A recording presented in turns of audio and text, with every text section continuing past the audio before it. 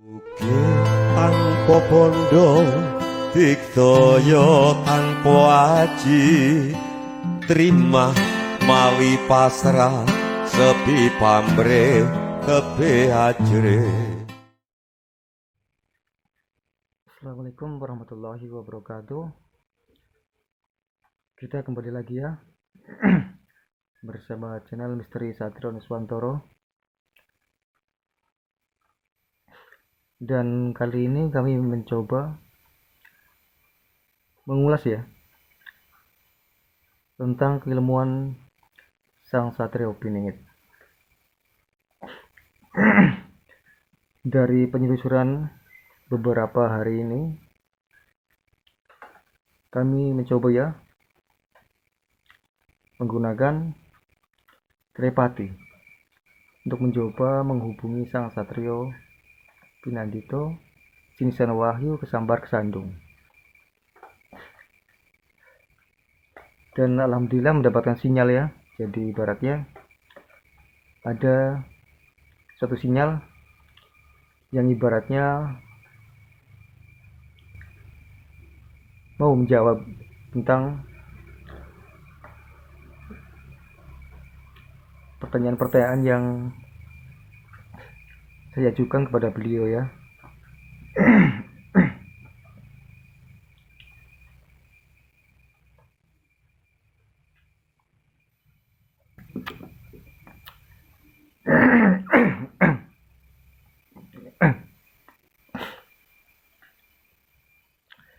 Dan kami mencoba bertanya pada Sang Satrio, letak asal muasal keilmuannya itu berasal dari mana dan berguru kepada siapa saja.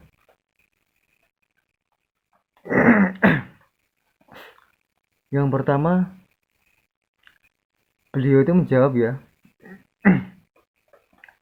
beliau itu menguasai ilmu laduni. Dan dari perkataan beliau itu menjawab mendapatkan ilmu laduni dan mempelajarinya sejak kecil lah ya, masih di bangku sekolah dasar ya. Beliau sudah mempelajari hal tersebut. Dan berbedanya dengan kita ya, yang berguru kepada seseorang ataupun belajar pada seseorang. Kalau kita belajar itu dari bawah ya, dari bawah ke atas, ibaratnya dari kelas 1 sampai kelas 6 dan seterusnya. Tapi perbedaan beliau itu dari kelas 6 turun ke bawah ke kelas 5, kelas 4 dan nyampe bawah. Jadi dibahatkan begini, kita mempelajari suatu ilmu ya, otomatis itu dari syariat, baru ke harkat, hakikat. Tapi beliau mempelajarinya dari laduni itu ya, ibaratnya suatu ilmu yang tidak bisa dipelajari ataupun diajarkan. Jadi itu pemberian dari Sang Maha Kuasa langsung ya untuk dipelajarinya. Makanya beliau itu mendapatkan suatu ujian dan cobaan, suatu kesengsaraan yang melebihi batasan sebagai manusia. Tujuannya untuk menguji rasa sabar dan ketenangan cara berpikir untuk menghadapi sesuatu masalah di kemudian hari, di masa depan.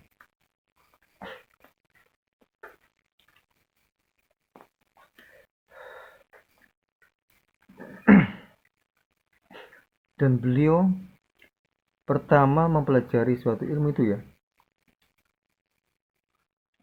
suatu pandangan yang belajar dari matahari. Ibaratnya mempunyai ilmu terobosan yang berasal dari zat matahari. Jadi beliau itu cara mempelajarinya ya, pada jam 12 siang katanya itu katanya ya, melihat ke arah langit ketika matahari itu sedang panas-panasnya, dan beliau itu nyampe melihat titik Buddha matahari, nyampe warna matahari itu menjadi gelap. itu rutin hampir setiap hari melakukan seperti itu, dan katanya nyampe mengeluarkan air mata seperti orang menangis lah ya. Dan alhasil beliau itu pandangannya bisa menembus lah ya suatu yang tertutup dari bentuk wujud apapun. Misalnya di dalam tembok ya, itu bisa tembus dan bisa dilogikakan kepada kita semua. Seperti ilmu terawang itu ya, cuma terawang itu secara jarak jauh, kalau itu secara logika dan secara langsung pada siapa saja yang mau berhadapan langsung dengannya. Makanya beliau itu tidak bisa dibohongi. Jika melihat seseorang yang mempunyai suatu penyakit apapun, itu bisa ditembus oleh beliau, karena matanya itu bisa tembus ya ke dalam semua wujud di depan matanya. Dan katanya beliau itu termasuk salah satu keilmuan mata malaikat, itu termasuknya. Soalnya di ilmu batin kan ada beberapa tingkatan ya. Yang pertama itu pandangan pada setan, kedua pada jin, ketiga pada malaikat. Itu jarang-jarang ya manusia bisa menembus dan berkomunikasi dengan suatu malaikat ataupun suatu golongannya ya. Walau alam, semua ini hanya sekedar info ya, bukan melambangkan suatu kebenaran. Kami akan selalu mengulangi lagi dan terus mengulangi, karena kebenaran itu milik Allah semata, dan kami hanya berusaha membenarkan dari semua wijangan-wijangan dari Sang Satrio Pinandito.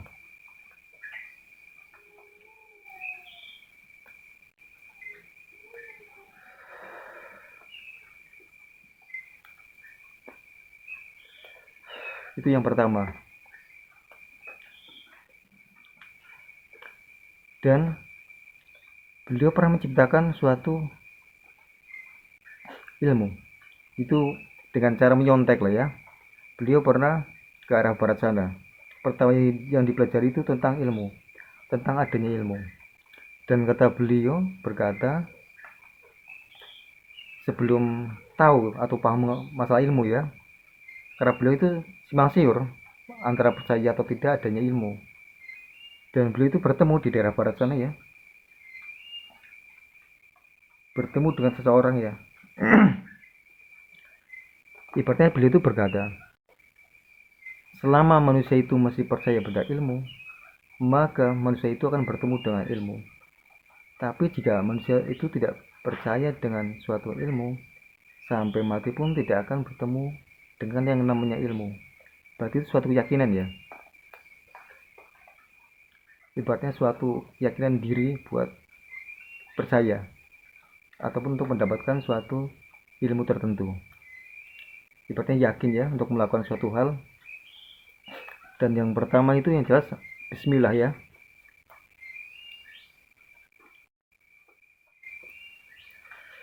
Dan beliau pernah menyontek suatu ilmu itu. Alhasil itu mendapatkan hasil, dan selama seminggu beliau itu berhasil menciptakan suatu ilmu. Kalau di daerah Beras itu terkenal dengan ilmu apa ya namanya? Sejenis kayak ilmu Siliwangi itu ya. Itu pertama beliau mempelajari ilmu itu, tapi hanya dengan satu kunci. Berbeda dengan kita, ibaratnya banyak suatu apa ya, hafalan-hafalan tertentu yang kemungkinan banyak dan panjang ya. Tapi beliau itu hanya dengan satu kata bisa menghasilkan suatu pembentukan dan pewujudan ilmu yang bisa dilogikakan ya, dan bisa dipercaya oleh semua yang melihat di hadapannya. Karena pada dasarnya beliau itu mempunyai ilmu laduni ya.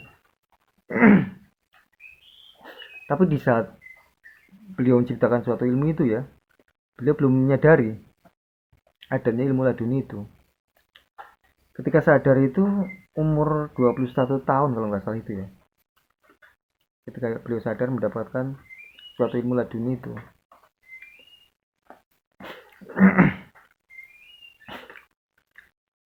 Makanya beliau itu yang sekarang masih belajar ilmu syariat. Karena apa? Ibaratnya beliau mempunyai ilmu hakikat ya. Tanpa syariat tidak akan jadi. Dan ibaratnya beliau mempunyai ilmu syariat, tidak mempunyai hakikat, itu pun tidak memadai. Itu kata beliau ya. Itu wejangannya.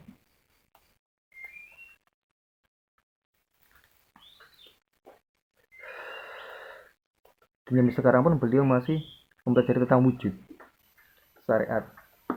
Dan sampai sekarang pun belum bisa menerapkannya kepada hablum minanas sebenarnya, kepada sesama ya, sesama manusia.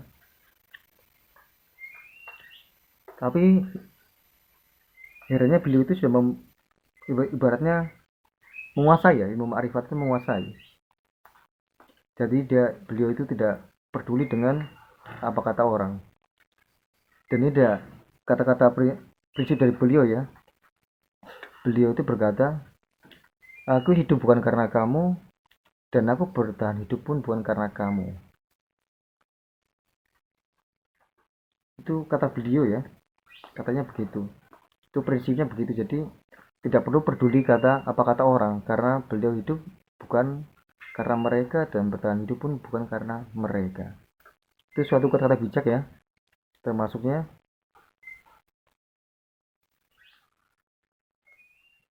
Makanya beliau itu tidak mempunyai malu,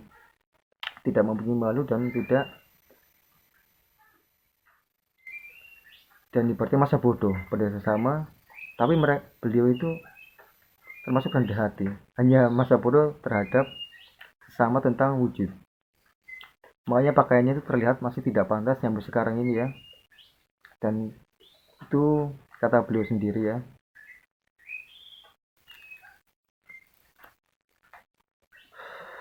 Itu pertama menciptakan ilmu di daerah barat sana ya, kemungkinan itu. Jadi beliau itu menyontek pada seseorang di daerah Pandeglang kalau enggak ya, salah ya, Pandeglang atau Parayangan itu ya. Itu yang pertama beliau pelajari. Dan yang kedua itu beliau mempelajari ilmu batin ya, dan nyampe ke daerah Jawa Timur sana. Dan beliau pun belajar ilmu batin itu dengan secara otodidak ya, tanpa guru juga, karena hanya tinggal mengasah, jadi cukup lumayan mudah bagi beliau ya. Tidak seperti kita perlu waktu puluhan tahun untuk menguasai atau mempelajari hal tersebut ya. Itu pun pembukaan ilmu batin itu bisa terbuka di daerah Jawa Timur, di utara Gunung Lawu, utaranya Sungai Bengawan. Kalau lokasinya itu kurang pasti ya. Dan disitulah beliau mempelajari banyak hal tentang ilmu kebatinan.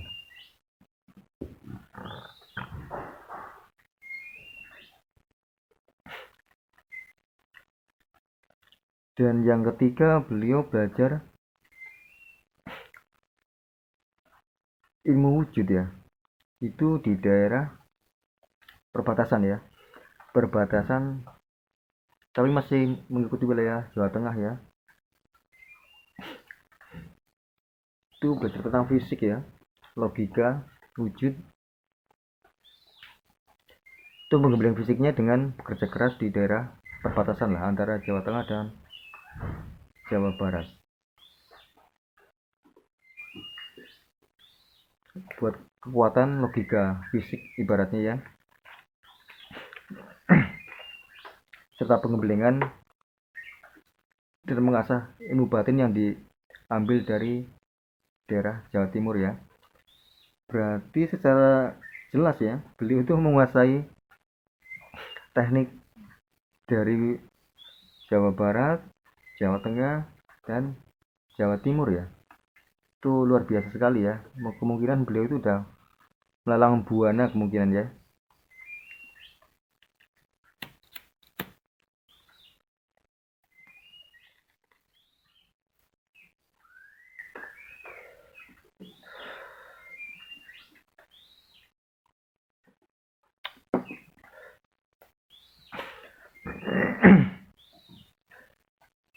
Tapi semua itu tidak harus dipercaya ya, karena kami pun ini hanya dari hasil ya,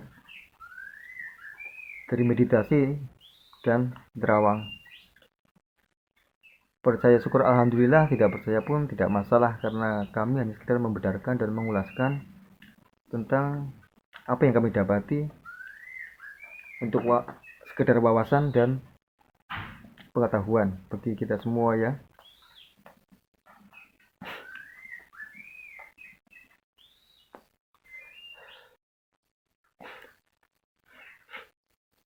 Dan pada tahun 2019 beliau tuh mempunyai keanehan. Itu munculnya tanda bintang di dahi ya, di dahi beliau di sini ya. Itu mempunyai tanda bintang. Itu terjadinya awal goro-goro malah. Terjadinya ada suatu demo ya di Bundaran HI itu, dan beliau itu ingin berkata sebenarnya, berkata ibaratnya ingin menghentikan kejadian tersebut ya. Cuman beliau tidak mampu, karena kata beliau ini di situ ada suatu kejanggalan ya, kejanggalan yang ada unsur politik ibaratnya ya. Jadi beliau itu pengen mendekat ke sana untuk menghentikan kejadian tersebut, tapi tidak mampu ya, karena kemungkinan wujudnya belum memadai. Ini hanya sekedar info dan ulasan ya, dan saya pun tidak tahu masalah itu pribadi ya, hanya sekedar katanya, kata beliau ini ya. Yaitu munculnya itu ketika ada masalah tersebut, beliau muncul tanda hitam di dahi. Dan seperti yang saya katakan kemarin itu ya, ada suatu titik mati berarti yang bisa dipahami ya. Dan contohnya seperti ini, beliau memberi apa ya, mandat pada saya ya, ibaratnya untuk menunjukkan apa yang beliau punya ya. Tapi itu bukan berarti saya hanya sekedar wadah untuk beliau ini, dan mendapatkan izin. Contoh tandanya itu berubah-ubah, kadang bisa menyerupai suatu lafaz, dan kadang berubah menjadi gambar bintang itu. Cuman kalau dilihat secara pandangan kasat mata begini, hanya terlihat hitam. Tapi jika beliau bercermin, ada suatu gambar bintang, kadang gambar mahkota, kadang gambar peta. Itu kata beliau ya. Dan kami akan mencoba ya, karena kami sudah diberi izin untuk menunjukkan seperti contoh apa yang beliau dapati ya. Jadi begini, cuman kemungkinan ada efeknya ya. Jadi kemungkinan kalau saya melihatkan suatu tanda yang ada pada beliau ini, kamera itu kan meredup karena tidak kuat menerima ya radiasi dari efek tersebut. Kemungkinan saking hawa auranya kemungkinan ya. Dan bismillah ya, itu ada di dahi sebelah sini, dan sini tidak ada ya, tidak ada apa-apa. Lihat ini ya, ini polos ibaratnya. Dan saya akan mencoba meminta izin ya. Kata beliau hanya melafazkan suatu doa satu kata dengan bismillah aja katanya. Ini ya, ini contoh polos ya, tidak ada gambar apa-apa ya, takut dikira settingan atau gimana ya. Jadi begini, suruh dibuka begini ya. Bismillahirrahmanirrahim, gini ya.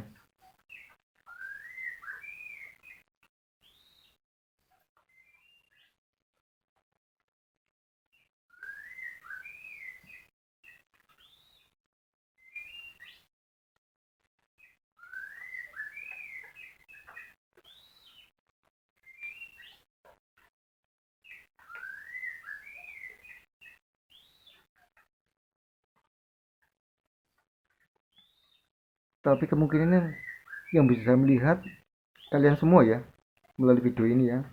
Saya di sini hanya melihat gambar apa ini ya,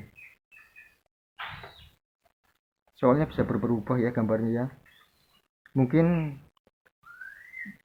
dulur semua bisa tahu ya ini gambar apa ya. Ini hanya meminjam ya, dan meminta izin pada beliau. Inilah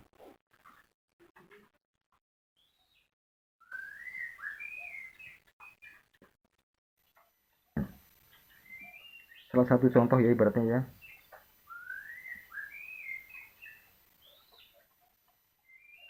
Seperti inilah tanda pada beliau ya.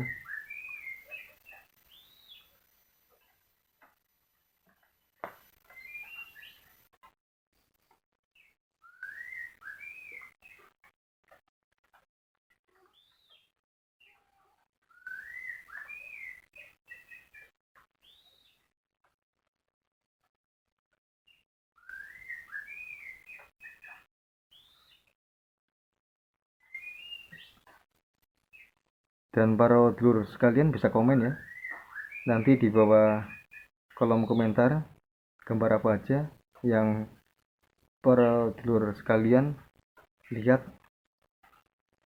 karena saya pun belum tentu sama ya pandangannya dengan dulur-dulur sekalian yang melihat di video ya.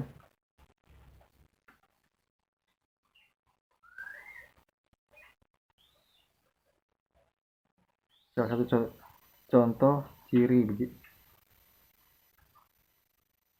Ini hanya meminjam ya, bukan memiliki. Saya pribadi pun tidak mampu begini ya. Ini hanya mendapatkan izin saja, jadi bisa ada suatu hal yang bisa kami tambahkan di sini. Wallahu alam ya.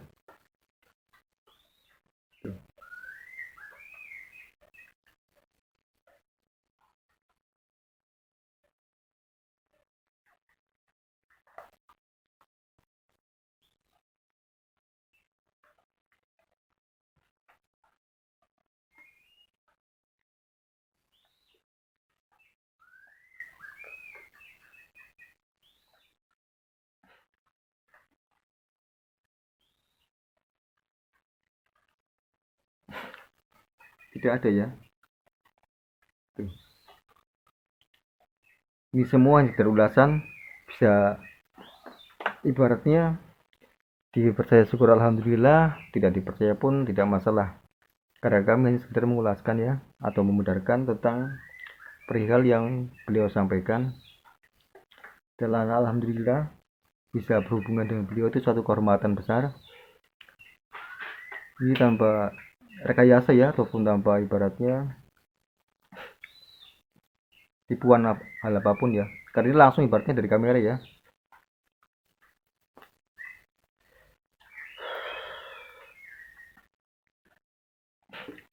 Ngopi dulu Mas Lur, lupa tidak menawarkan ya.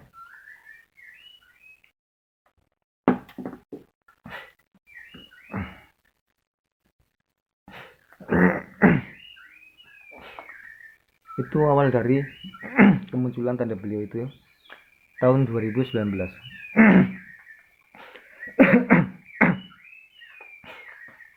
Dan pada tahun 2020 beliau ya benar mendapatkan itu, bener ya, di daerah Jawa Timur Juli itu ada suatu cahaya segini,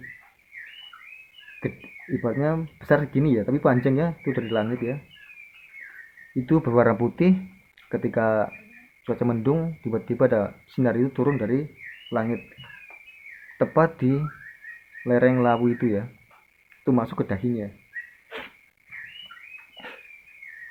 Dan kemungkinan menurut saya pribadi itu wahyu Makotorama ya, atau wahyu keberapun ya, cuman itu turunnya di sore hari, tidak malam tuh, di sore hari itu.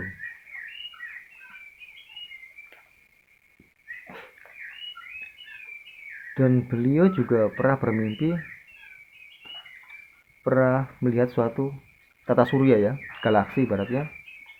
Itu beliau tuh melihatnya itu dalam mimpi Dalam cerita beliau itu berkata ya, ketika beliau itu habis sholat maghrib terus membaca Al-Quran, terus ketiduran ya beliau, ketiduran sambil menunggu sholat isya katanya itu ya. Itu pas kelewatan sholat isyanya itu, jadi beliau itu ternyata mimpi melihat suatu bintang-bintang yang banyak itu dan suatu galaksi di tata surya sana ya, dan kami pun tidak pernah melihat ya kecuali di TV itu ya. Dan beliau itu dalam mimpi itu bermimpi melihat tata surya itu katanya.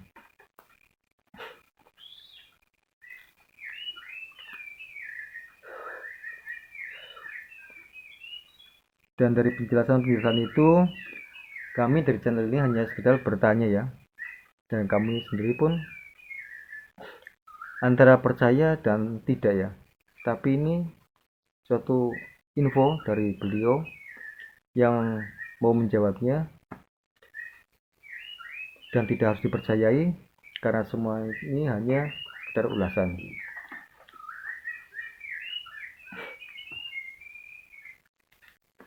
Dan mudah-mudahan wawasan dan ulasan ini bermanfaat bagi kita semua, terutama bagi pengikut channel Misteri Satriwan Nuswantoro ya. Dan jangan lupa subscribe, like, and share, serta komen ya di bawah ini. Dan mohon untuk selalu mau memberi masukan-masukan pada kami, karena kami ini hanya pemula ya, tidak berniat membuat channel ya, hanya niatnya itu secara tiba-tiba mendapatkan suatu ibaratnya gambaran-gambaran itu, dan kami untuk untuk kesibukan sehari-hari saja itu ya. Di saat waktu luang kami mencoba menggunakan hal tersebut untuk suatu wawasan bagi kita semua, yang mudah-mudahan menjadi suatu pengetahuan bagi kita semua.